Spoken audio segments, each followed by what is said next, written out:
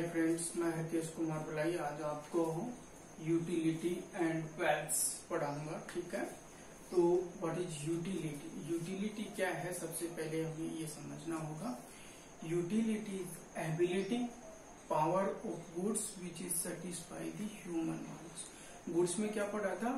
Anything which is satisfy the human wants. कोई भी चीज मानव की आवश्यकताओं की पूर्ति करती है वो क्या कहलाती थी?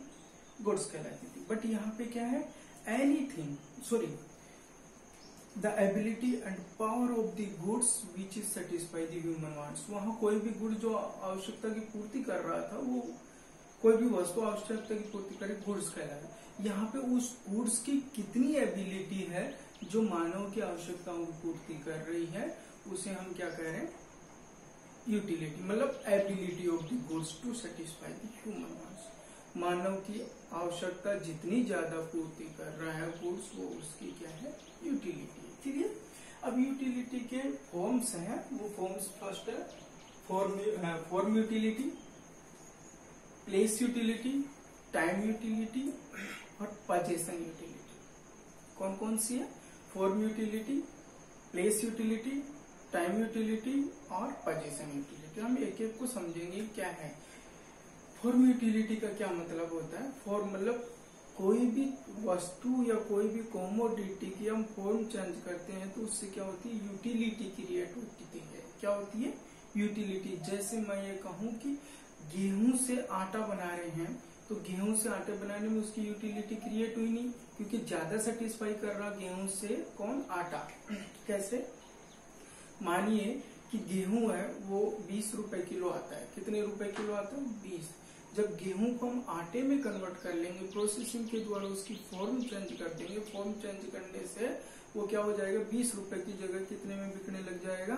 25 रुपए में। तो ये तो सेलर को सेटिस्फेक्शन हो गया, 5 रुपए का ज्यादा उसको एक्स्ट्रा मिला, तो 5 रुपए उसकी यूटिलिटी क्रिएट हुई। दूसरी कंज्यूमर के वे में देखें तो कंज्यूमर को एकदम डायरेक्टली वो कंज्यूम नहीं कर पाता गेहूं को, उसको फ्लोर में चेंज किया तो इजीली वो उसका यूटिलाइजेशन कर सकता है।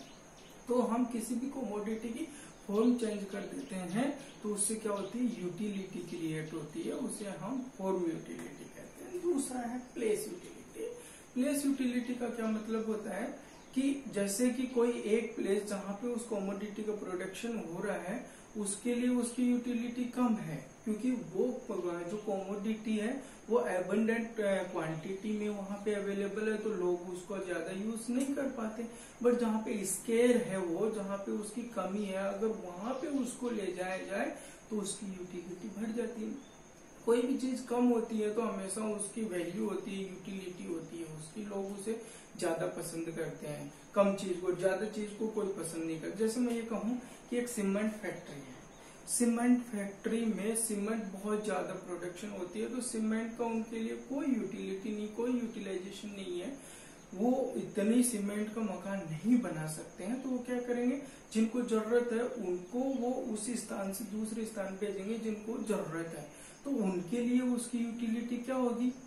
ज्यादा होगी comparison to cement factory. Cement factory तो इतना ज्यादा प्रोडक्शन कर चुकी है कि वो इतना यूज नहीं कर सकती है। वो दूसरे लोग जिनको जरूरत है उसकी, उनके लिए यूटिलिटी ज्यादा होगी। तो एक स्थान जहां से वो प्रोडक्शन हो रही, वहां से जहां पे उसकी जरूरत है वहां पे पहुंचाया जाए तो उसकी यूटिलिटी ज्यादा होगी। दूसरा एग्जांपल ये ले लें, किसान है, किसान प्रोडक्शन करता है बहुत सारी कमोडिटी का, तो किसान के लिए उनकी कोई यूटिलिटी नहीं है।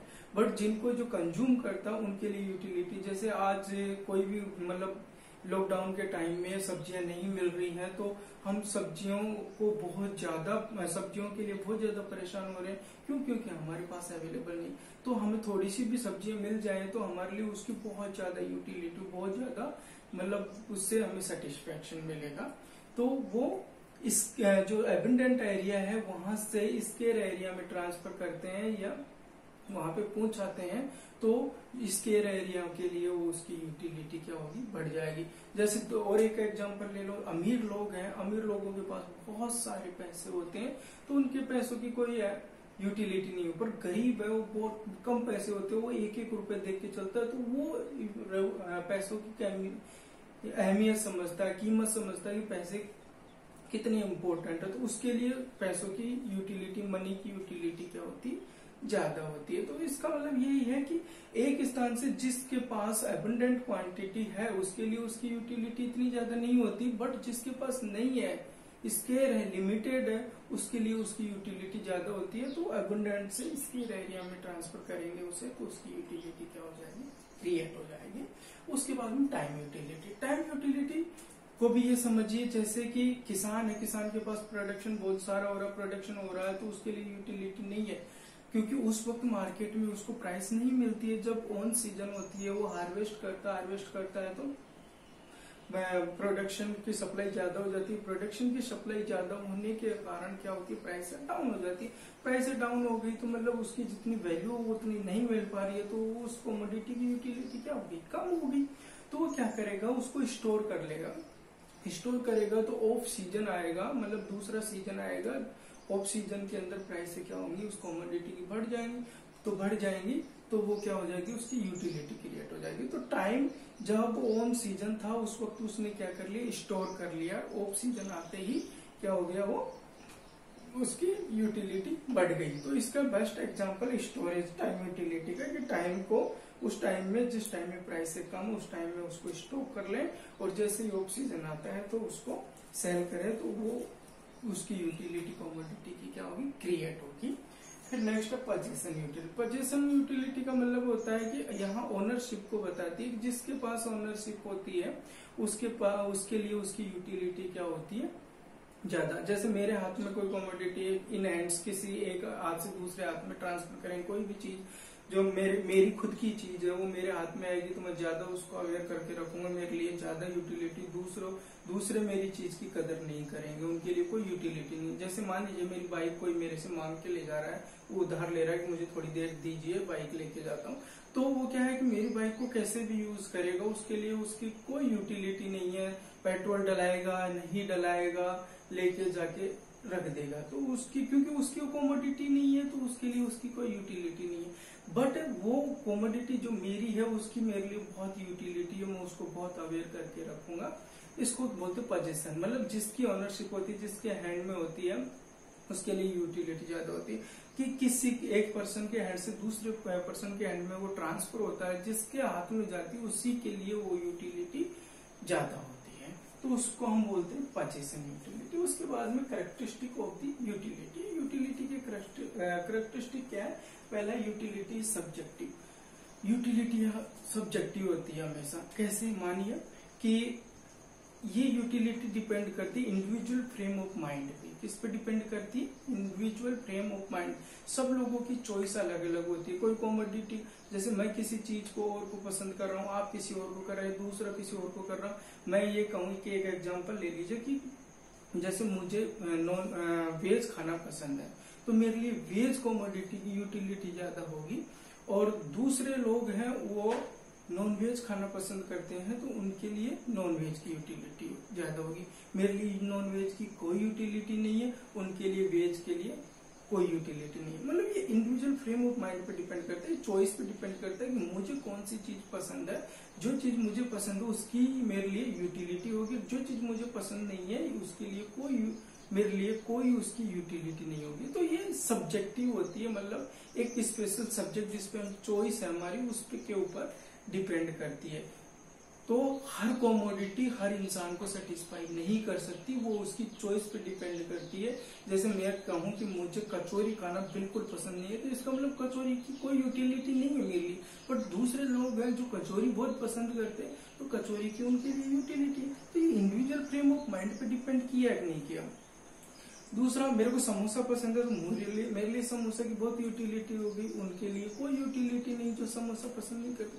तो कुल मिला के बात कहना ये है कि ये सब्जेक्टिव होता है, कि इंडिविजुअल फ्रेम ऑफ माइंड पे डिपेंड करती है यूटिलिटी। अलग अलग लोगों की अलग अलग चॉइस होती है। कोई चावल खाना पसंद करता है, चावल की उसके लिए यूटिलिटी होती है। कोई नहीं खाना पसंद करता, उसके लिए कोई यूटिलिटी नहीं। कोई गेहूं खाना पसंद करता, मतलब गेहूं की रोटी खाना पसंद करता, गेहूं की रोटी उसके लिए यूटिलिटी ज्यादा है। कोई किसी को नहीं है, जैसे साउथ रीजन में रोटियां कम खाते हैं, तो रोटियों की उनके लिए कोई यूटिलिटी नहीं है, बट उनके लिए चावल की बहुत ज्यादा यूटिलिटी। हमारे यहाँ गेहूं के जो आटा है उसकी ज्यादा यूटिलिटी है कंपेरिजन टू राइस। फिर उसके बाद में यूटिलिटी वेरिएस विद पर्पज। यूटिलिटी हमेशा पर्पज के ऊपर डिपेंड, किस पर्पज के लिए उस कमोडिटी को यूज किया जा रहा है तो उसके ऊपर डिपेंड। जैसे मान लीजिए कि मैं ये कहूँ कि आपके पास एक गिलास पानी है, अब उस एक गिलास पानी को अगर आप अपनी प्यास बुझाने के लिए पी रहे हैं तो वो आपको सेटिस्फाई करेगा। अगर ये कहें कि इरिगेशन देने के लिए उसका यूज कर रहे हैं तो क्या उसकी यूटिलिटी होगी? नहीं होगी। तो यूटिलिटी डिपेंड करती है किस पर्पज से उसका यूज किया जा रहा है। अगर जिस पर्पज से उसका यूज किया जा रहा है उस पर्पज से ही उसका यूज करें तो उसकी यूटिलिटी होगी, अदरवाइज नहीं होगी। जैसे मैं ये कहूँ कि मार्कर है, मार्कर बोर्ड पे लिखने का काम आता है, अगर बोर्ड पे ही लिखेंगे तो इसकी यूटिलिटी होगी, अगर इसको दीवार पे लिखेंगे तो कोई यूटिलिटी नहीं, खराब हो जाएगा। तो कुल मिला के कहने का मतलब ये है कि यूटिलिटी स्पेशल पर्पज के ऊपर डिपेंड करती है किस पर्पज से उस कमोडिटी का यूज कर रहे हैं। ये वाटर वाला बेस्ट एग्जांपल है कि जितना वाटर आपके लिए है वो किस पर्पज से ले रहे हैं। अगर मान लीजिए मैं कहूँ बहुत सारा पानी और कहीं इसको पियो तो उसकी कोई यूटिलिटी नहीं होगी पानी की उस वक्त, क्योंकि वो इतना ज्यादा है कि मेरी वांट से काफी ज्यादा है, वो तो मुझे सेटिस्फाई कर देगा, थोड़ा मतलब मैं सेटिस्फाई हो जाऊंगा, पर वो इतना ज्यादा है कि मैं इतना पी नहीं सकता। तो एक स्पेशल पर्पज के ऊपर डिपेंड करता है। एक गिलास पानी पीना है तो एक गिलास ही पीना है, पानी है या 2 गिलास पी लोगे, 3 गिलास, इससे ज्यादा नहीं पी सकते। तो एक पीने के पर्पज से ले रहे हैं तो 2-3 गिलास पी सकते हैं। अगर इरिगेशन पर्पज से आप पानी का यूज कर रहे हैं तो बहुत सारा आपको पानी चाहिए। तो यूटिलिटी हमेशा एक स्पेशल पर्पज के ऊपर डिपेंड करती है। उसके बाद यूटिलिटी वेरिएस विद ओनरशिप, ये मैंने ऑलरेडी बता दी। पोजीशन यूटिलिटी जिसकी कमोडिटी होती है वो उसके लिए यूटिलिटी ज्यादा होती है, जिसकी वो कमोडिटी नहीं होती, लीज पे ले रखा तो उसके लिए कोई यूटिलिटी नहीं है। हमारे दिमाग के ऊपर डिपेंड, अरे मैं इस पे किराया पे लाया हूँ, ठीक है, इसका जैसे यूज करने करके वापस दे दो, कोई दिक्कत नहीं, टूट जाए फूट जाए कुछ भी हो जाए दे देना, तो उसके लिए कोई यूटिलिटी नहीं है मतलब उसका। उसके बाद utility need not be synonymous with pleasure. हमेशा यूटिलिटी खुशी करे या खुशी दे ये कोई जरूरी नहीं होता है। यूटिलिटी जैसे मान लीजिए मैं ये कहूँ हर चीज से हमें खुशी मिल रही है, पर काफी चीजों से हमें खुशी नहीं मिलती है। जिसमें कहीं खाना खाने से, अच्छा खाना खाया तो अच्छा मेरे को सेटिस्फेक्शन मिला, मैं खुश हो गया।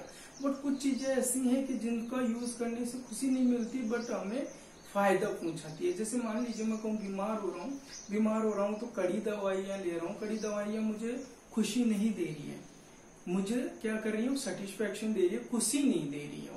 जैसे इंजेक्शन लगाते हैं, बीमार हो रहे हैं, हमारी कोई भी बीमारी हो रही है तो इंजेक्शन लगाते हैं, तो इंजेक्शन हमें खुशी देता है कि बिल्कुल नहीं देता, पर उससे हमें क्या होता है सेटिस्फेक्शन मिल जाता है। तो हम ये कहते हैं कि यूटिलिटी का ये मतलब नहीं होता कि हमेशा वो खुशी दे, कभी कभी हमें दुख भी देती है पर हमें मतलब सेटिस्फेक्शन मिलता है उससे। फिर लास्ट में utility does not mean satisfaction. अब ये कहें कि utility is not mean satisfaction itself, मतलब गुड्स है जो उसका खुद को अपने आप को सेटिस्फाई नहीं करता। इसका मतलब ये है कि दूसरे लोगों को सेटिस्फाई करता है जो उसका यूज करते हैं। जैसे कोई कॉमोडिटी, ये पेन है, ये अपने आप को सेटिस्फाई कर सकता है क्या? This goods satisfy itself? Never. ये अपने आप को कभी सेटिस्फाई नहीं कर सकता, ये दूसरे लोगों को सेटिस्फाई करता है, ये इसका मीन है। क्लियर? फिर उसके बाद में measurement of the utility, cardinal utility और ऑर्डिनल यूटिलिटी, ये है दो। कार्डिनल यूटिलिटी क्या होती है? सबसे पहले किस तरह से मेजर करते हैं यूटिलिटी को बताया गया, एक तो कार्डिनल और दूसरा ऑर्डिनल। कार्डिनल यूटिलिटी का क्या मतलब होता है कि किसी भी कमोडिटी को क्वांटिटिव वे में मेजर करते हैं। किस में मेजर करते हैं? क्वांटिटिव वे में मेजर करते हैं। जैसे किसी भी कहूं कि 1 किलोग्राम चावल, 2 किलोग्राम शुगर, 3 किलोग्राम व्हीट या फ्लोर, जो भी ऐसे अगर क्वांटिटी में उसको मेजर कर रहे हैं तो वो क्या कहलाएगी? Cardinal utility. नेक्स्ट है ऑर्डिनल यूटिलिटी। ऑर्डिनल का मतलब होता है जिसको क्वांटिटी में मेजर नहीं कर सकते, हम क्वालिटी में मेजर करते हैं। किस में मेजर करते हैं? क्वालिटी में। जैसे मैं कहूँ कोई इंटेलिजेंट है, किसी की एबिलिटी ज्यादा है, कोई ब्लैक है, कोई ब्राउन है, मतलब गोरा है, कोई अच्छा है, तो मैं ये कह सकता हूँ क्या ये 2 किलोग्राम इंटेलिजेंट है। या ये मैं कहूँ कि 3 किलोग्राम ब्राउन है, या कहूँ 5 किलोग्राम ब्लैक है, ऐसा हो सकता है कि नहीं। मतलब ये चीजें ऐसी हैं जिनको हम क्वांटिटी में मेजर नहीं करते, इन्हें क्वालिटी में मेजर करते हैं। इनको हम ऑर्डर दे सकते हैं। क्या दे सकते हैं? ऑर्डर। जैसे कोई इंटेलिजेंट है या फर्स्ट रैंक लेके आया तो मैं ये कहूंगा कि ये क्लास में फर्स्ट है, मतलब उसको ऑर्डर दिया गया है। ये नहीं बताया गया ये 5 किलोग्राम या 5 लीटर इंटेलिजेंट है या ये इन लोगों से 10 किलोग्राम इंटेलिजेंट है, ऐसा नहीं बताया गया। ये बताया गया ये क्लास के अंदर फर्स्ट रैंक है। क्या बताया गया? फर्स्ट रैंक है, दूसरा वाला सेकंड रैंक है, तीसरा वाला थर्ड रैंक, चौथा वाला फोर्थ। तो इसको हम क्या कह सकते हैं? एक ऑर्डर में दे सकते हैं। ऑर्डर एक क्वालिटी को बता सकते हैं कि इस ऑर्डर में ये है। तो हम कभी भी ऑर्डिनल यूटिलिटी को किस में मेजर नहीं कर सकते? क्वांटिटी में मेजर नहीं कर सकते। और ऑर्डिनल को किस में मेजर करते हैं? हम क्वांटिटी में मेजर करते हैं। ये हमारी एक यूटिलिटी होगी। उसके बाद हमारे वेल्थ। वेल्थ क्या होता है ये समझना होगा हमें। सबसे पहले wealth, anything which have value is known as the wealth. कोई भी कमोडिटी जिसकी वैल्यू होती है वही क्या कहलाती है? वेल्थ कहलाती है। सब चीजों की लगभग वैल्यू होती है। मार्कर है, इसकी वैल्यू है ये 20 रुपए का, इसका मतलब ये वेल्थ है। ये बोर्ड है, इसकी वैल्यू है ये 200-300 रुपए का होगा आई थिंक, तो इसकी वैल्यू है। मतलब कोई भी चीज, मोबाइल है वो लगभग 5-10 हजार रुपए का तो आता ही है, तो उसकी वैल्यू है, तो वो क्या कहलाएंगे? वेल्थ होगा। क्लियर? अब दूसरा, मुझे ये करेक्टिव समझाने से पहले इस पे आना पड़ेगा। कैपिटल क्या है? कैपिटल और फिर वेल्थ में क्या डिफरेंस है, ये दोनों समझने पड़ेंगे। कैपिटल मैन मेड एफर्ट्स होते हैं जो मानव के द्वारा निर्मित होते हैं, जबकि वेल्थ है मानव के द्वारा निर्मित भी हो सकते हैं और नहीं भी। तो इनको बोला गया है, एक एग्जाम में भी बहुत आता है कि all capital are wealth but all wealth are not capital. आई बात समझ में? All capital are wealth but all wealth are not capital. मतलब सारे के सारे कैपिटल हैं जो वेल्थ हो सकते हैं, बट सारे के सारे वेल्थ कैपिटल नहीं हो सकते। अब ये समझना पड़ेगा कैसे। जैसे मैंने बताया कि ये जिसकी वैल्यू होती है वो वेल्थ कहलाता है। तो पेन है, इसकी वैल्यू है तो ये वेल्थ में आ जाएगा। कोई भी मोबाइल है, इसकी वैल्यू वेल्थ में आ जाएगी। बट ये मैन मेड एफर्ट्स हैं कि मैं आदमी के द्वारा बनाए गए हैं कि नहीं? आदमी के द्वारा बनाए गए, इसलिए इसको हम किस में ले लिया? कैपिटल में। और कैपिटल में लिया तो सारे के सारे कैपिटल किस में आते हैं?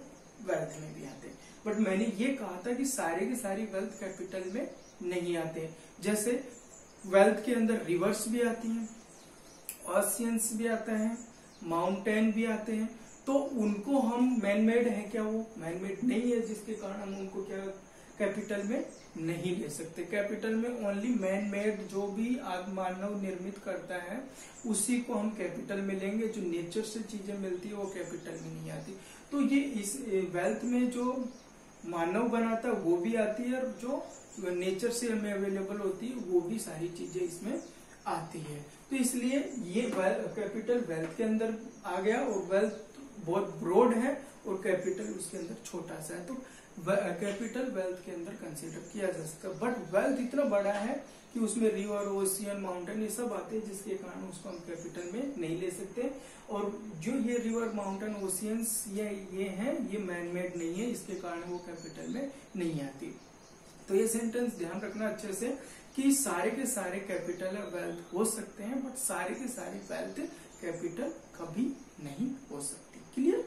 उसके बाद अब आ जाइए करेक्टरिस्टिक ऑफ वेल्थ। वेल्थ के करेक्टरिस्टिक क्या क्या है? सबसे पहले वेल्थ शुड पासेस यूटिलिटी। जो वेल्थ है उसकी कोई ना कोई यूटिलिटी होनी चाहिए, यूटिलाइजेशन होना चाहिए। अगर जिसका यूटिलाइजेशन नहीं है वो मतलब वेल्थ नहीं है, जिसका यूटिलाइजेशन है वो वेल्थ है। तो जैसे मैंने कहा था ये पेन है, इसके यूटिलाइज कर सकते हैं, बोर्ड पे लिख सकते हैं, तो ये वेल्थ हो गया है।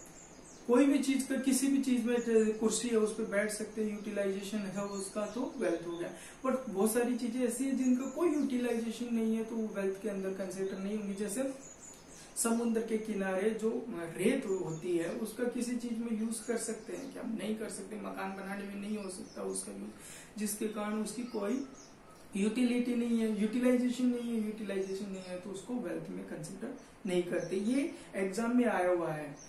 Near to sand share near to sand share is wealth और नॉट, कि जो समुद्र के किनारे जो सैंड है उस सैंड वो सैंड है जो वेल्थ है या नहीं है। तो आप लोगों को बताना पड़ेगा कि वो वेल्थ नहीं है। क्यों नहीं है? क्योंकि इसका कोई भी यूटिलाइजेशन नहीं है, इसकी यूटिलिटी नहीं है। उसके बाद वेल्थ मस्ट बी स्केयर। अब ये भी इंपॉर्टेंट चीज है, अगर वेल्थ पूरा देखें तो स्केयर नहीं होता, क्योंकि माउंटेन, ओशियन, रिवर्स ये है, ये लिमिटेड तो है नहीं, स्केयर है नहीं। इसके अंदर अगर कैपिटल के रेफरेंस में बात करें तो कैपिटल हमेशा स्केयर में होता है। तो क्योंकि सारे के सारे कैपिटल किस में आते? वेल्थ में आते। ये अगर कम है तो वो क्या हो जाएगा? स्केयर हो जाएगा। ये कैपिटल के रेफरेंस में बात कर रहे हैं। और wealth must B transferable. Wealth एक पर्सन से दूसरे पर्सन को ट्रांसफर किया जा सकता है। अगर जो ट्रांसफर नहीं किया जा सकता एक पर्सन से दूसरे पर्सन को, तो वो वेल्थ नहीं कहलाएगी। माउंटेन, ओशियन सब क्या है? ट्रांसफर कर सकते हैं। एक कंट्री दूसरे कंट्री को दे सकती है, या कोई भी कॉमोडिटी, रिवर्स है, एक स्टेट दूसरे स्टेट को, एक कंट्री दूसरे कंट्री को दे सकती है। ये कॉमोडिटी है, इसको हम एक पर्सन से दूसरे पर्सन को दे सकते हैं। अगर जिसको हम दे सकते हैं वो क्या होगी? वेल्थ होगी। नहीं दे सकते वो वेल्थ नहीं होगी। ध्यान रखना, एग्जाम में आते हैं ये। उसके बाद में wealth must be external to person. Wealth हमेशा विजिबल होना चाहिए, जिनको हम टच कर सकते हैं। एक्सटर्नल मानव के अंदर नहीं होना चाहिए, मानव के बाहर की चीजें होंगी वही वेल्थ कहलाएंगी। जो अंदर है, इंटरनल फीलिंग, इमोशंस, वो आपके वेल्थ नहीं कहलाएंगे। मतलब मानव से बाहर होने चाहिए, एक्सटर्नल होने चाहिए, जिनको देख सकते हैं, जिनको छू सकते हैं, वो वेल्थ कहलाएगा। जैसे अब मैं कहूँ, काफी लोग कहते हैं मेरे तो फीलिंग ही मेरा धन है, मेरा वेल्थ है, बट वो एक्चुअल में वेल्थ में कंसिडर नहीं की जा सकती। ये भी पूछ लेते हैं कभी कभी कि जो मानव की फीलिंग है, लव है, क्या वो वेल्थ है? तो नहीं, क्योंकि ये एक्सटर्नल नहीं है। एक्सटर्नल टू पर्सन मतलब बाहर से उसको देख नहीं सकते, छू नहीं सकते, इसके कारण उसको वेल्थ में कंसिडर नहीं किया है। अब टाइप्स ऑफ वेल्थ है: individual wealth, social wealth, national wealth, international या कॉस्मोपॉलिटन वेल्थ और नेगेटिव वेल्थ। इंडिविजुअल वेल्थ का मतलब होता है कि एक कोई भी कोमोडिटी पे एक इंडिविजुअल पर्सन का ऑनरशिप होती है, उसे इंडिविजुअल वेल्थ कहते हैं। जैसे इस मार्केट पे मेरी ऑनरशिप है तो ये मेरा वेल्थ है। कोई भी पार्क है उस पे इंडिविजुअल ऑनरशिप है तो वो उसका वेल्थ है। मेरी बुक्स हैं, मेरा इंडिविजुअल ऑनरशिप है उस पे तो वो मेरा वेल्थ है। क्लियर? उसके बाद सोशल वेल्थ, वो एक इंडिविजुअल पर्सन का नहीं होता, एक सोसाइटी, एक पर्टिकुलर सभी सोसाइटियां बनी हुई है, उन सोसाइटी का वेल्थ होता है, उसे सोशल वेल्थ कहते हैं। जैसे पब्लिक पार्क है तो ये क्या है? सोशल वेल्थ है, सोसाइटी का वेल्थ है, एक किसी पर्टिकुलर पर्सन का नहीं, पूरी सोसाइटी की ऑनरशिप है उसके ऊपर, तो वो सोशल वेल्थ कहलाएंगे। फिर है नेशनल वेल्थ। नेशनल वेल्थ पूरी कंट्री के ऑनरशिप होती है उस पे, कि भाई किसी एक पर्टिकुलर पर्सन की या किसी एक सोसाइटी की न होकर